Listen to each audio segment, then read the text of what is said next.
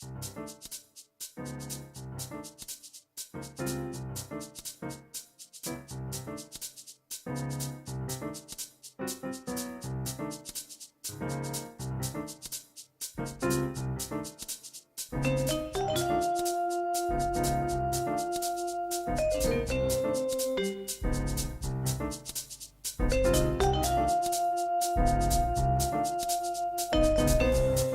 talking to Mr. Louis DVorkin from Forbes Media, Chief Product Officer. Um, well, before we start with some technical questions about what you have been addressing earlier today during the Digital Innovator Summit in Berlin, Mr. DVorkin, can you first comment on, for those who wouldn't know, on Forbes.com and Forbes Media? Well, Forbes Media is one of the largest publishers of business content in the world.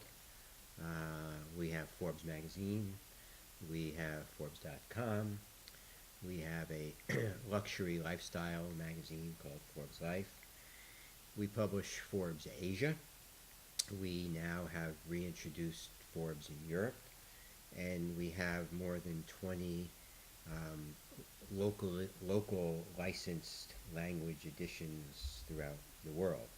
So it's a big brand that's pretty much everywhere you could find it: Europe, Asia, America, wherever. Yeah. Well, I've been writing about, I've been reading about what you have been blogging on the internet, on how in modern publishing organizations there has to be found a new kind of balance between journalists that you have on the payroll, people who are contributing from elsewhere, so-called self-publishers, and maybe freelancers, traditional freelancers. Before we start about Forbes, what's your opinion on how media are changing and what that means for the function of journalism? Well, there's a lot of experimentation going on now in the journalism business. It's my opinion that the economics of journalism are broken. And because they're broken, people need to find new economic models. And that's what we're doing, is we're finding a new economic model. A new economic model to produce journalism, a new economic model to pay for journalism, and a new labor model in terms of the types of people that work for our company. So it is really a full-fledged effort to pretty much change everything we do, while the brand stays exactly the same. The Forbes brand has great meaning in the world. The Forbes brand is about success. The Forbes brand is about free enterprise and entrepreneurial capitalism, smart investing. All that stays the same. It's just how we create content for our brand that's changing. Yeah. Okay. Well, you have been talking about the website of Forbes.com and how it has been changed in the last years. Well, can you tell how the website has changed and what that meant for the number of people visiting? We have expanded. We have a full-time group of reporters who are staffers, but we've expanded beyond that to now we have 900 contributors, so we probably have 1,000 or more people creating content on Forbes.com. The contributors, staffers are paid, of course. Contributors are incentivized based on how their audience grows, and that incentive model is very successful for us. And we produce a lot of content. That group of people, 1,000 people, publishes about 100,000 posts a year. And those posts are shared across the social web in great numbers and drives a lot of traffic. So bottom line is, over the course of the last year, our traffic has doubled to 30 million unique users a month from half of that a year ago. So that's pretty impressive. I can imagine that also means that it's easier for you to have to lift advertisement income on your side when those numbers grow so fast? Well, certainly reach is very important to an advertiser. There's many other things, engagement with the ads, engagement with the site.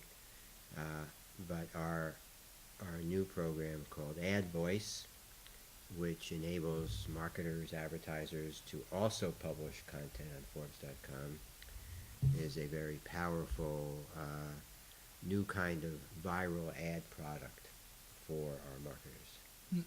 And can you tell a little bit more about it? How it works? Right, Ad Voice is, I have my own, I publish, I write posts, and the tools I use, we're offering our marketers the exact same tools. So I have a brand, and it's labeled, and they have a brand that it's labeled. Companies like SAP, which you're probably aware of, yes. Dell, Merrill Lynch, all use our tools to publish content, and the brands of their companies are very clear. And the user, the consumer, knows it's very clear in who's publishing. And users and the marketer content lives in the same environment of Forbes.com as staff content, as contributor content, and everybody's identified and everybody's labeled and it's clear. And if an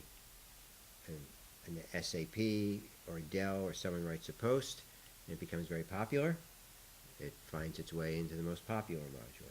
Yes. It's also in search. It's in so many other places. It's dynamically and contextually integrated across Forbes.com. Yeah, and so when the content is good, it doesn't matter where it derives from. Whereas we still see, especially in newspaper organizations in Europe, I don't know how it is in America, where traditional journalists say, no, the advertisers have to be kept out of the space. For you, that is a backfight. How do you say that? I don't know. I mean, not sure. Something that is from the past. Not well, modern. you know, we're the only ones. We're the only ones doing it the way we're doing it. There are a few other internet brand companies doing it. Traditional media companies, for the most part, haven't. It's not something that they seem to want to do. But you know, Forbes is becoming more like Facebook and Twitter and LinkedIn. We're becoming more of a social media platform, so it's right for us. And I would have to assume over the years that other traditional companies will do the same. Yes. Last question about social. You have commented a little bit on the social layer on your website. Can you tell us a little bit more how you have been weaving social into your website? One of our first steps was to elevate the sharing buttons and very prominently. They're always seen as you scroll down the page. We worked with Facebook on Facebook Subscribe, which is one of their new features that allows a Facebook member to follow somebody who's not a friend.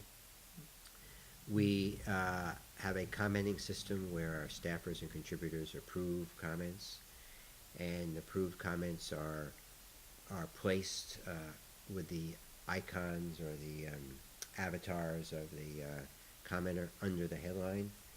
So we've elevated the social commentary to the highest, under the headlines, one of the highest pieces of real estate on the page. So we've done that.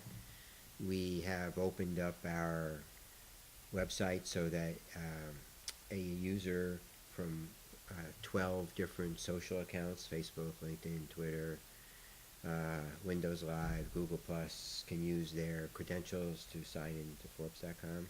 So we've done a lot of work to open our platform up to the social media environment.